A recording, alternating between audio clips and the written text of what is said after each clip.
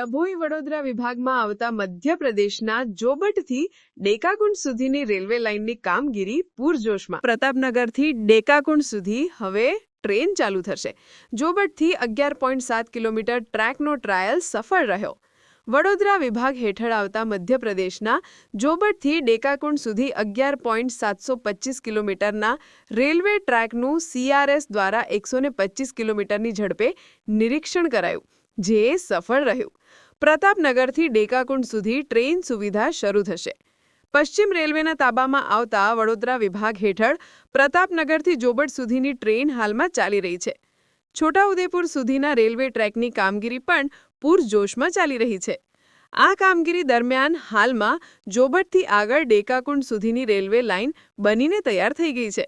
આ લાઇન તૈયાર થતાં commissioner of railway safety western circle દ્વારા જોબટથી ડેકાકુંડ સુધીના નવા બ્રોડગેજ રેલવે સેક્શનનું નિરીક્ષણ કરાયું છે. ઉલ્લેખનીય છે કે આ ટ્રાયલ નિરીક્ષણ 73.740થી 85.195 કિલોમીટર લાંબા નવા રેલવે ટ્રેક પર વિશેષ ટ્રેન મારફતે હાથ ધરાયો હતો. આ ટ્રાયલ અંગે PRO અનુભવ સક્સેનાએ જણાવ્યું હતું કે જોબટથી ડેકાકુંડ સુધીનો ટ્રાયલ સફળ રહ્યો છે. CRS દ્વારા મહત્તમ 125 કિલોમીટરની ઝડપે ટ્રેન છે. છોટાઉદેપુર ન્યૂ બીજી લાઇન જોબટથી ઠેકાકુંડ 11.275 કિલોમીટર છે. આ ટ્રાયલ સફળ થતાં આગામી દિવસોમાં ટ્રેન જે જોબટ સુધી ચાલે છે તેને ડેકાકુંડ સુધી લંબાવવામાં આવશે. વિસ્તારના રહીશોને સસ્તી અને આરામદાયક ટ્રેન સુવિધાનો લાભ મળી શકશે. જોબટથી ડેકાકુંડ સુધીના રેલવે ટ્રેકનું CRS દ્વારા સરળ ટ્રાયલ કરાયું હતું. પ્રતાપનગરથી ડેકાકુંડ સુધી ટ્રેન ચાલશે.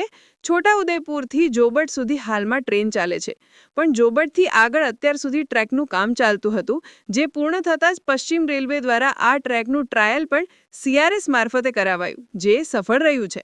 હવે આગામી દિવસોમાં ટ્રેન પ્રતાપનગરથી ડેકાકુંડ સુધી ચાલશે. જોબટ ડેકાકુંડ ટ્રેકની લંબાઈ 11.725 કિલોમીટર. માર્ગમાં 2 મોટા પુલ બનશે: રોડ અંડરબ્રિજ 11, રોડ ઓવરબ્રિજ 1 અને સબવે 1. ડેકાકુંડ ખાતે એક રેલવે સ્ટેશન બની ગયું છે. યાત્રીઓની સલામતી માટે તમામ પાસાઓ ધ્યાનમાં રખાયા છે.